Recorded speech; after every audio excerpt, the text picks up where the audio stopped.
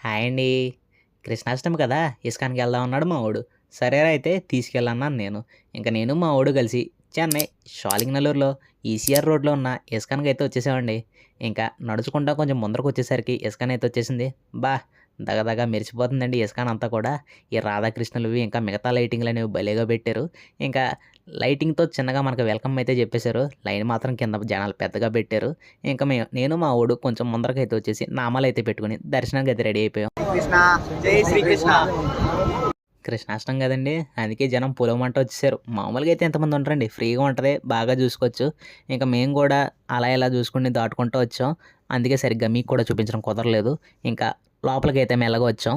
ఇంకా మధ్యలో మనోళ్ళందరూ భజన కార్యక్రమాలు అయితే పెట్టారు. పెద్ద కృష్ణుడిని చూసే ముందు మనకి చిన్న కృష్ణుడు అయితే కనిపించాడండి. ఆయనకి కూడా హాయ్ చెప్పేసి కొంచెం ముందుకెళ్తే ఇంకా పెద్ద కృష్ణుడు అయితే కనిపించేసాడు.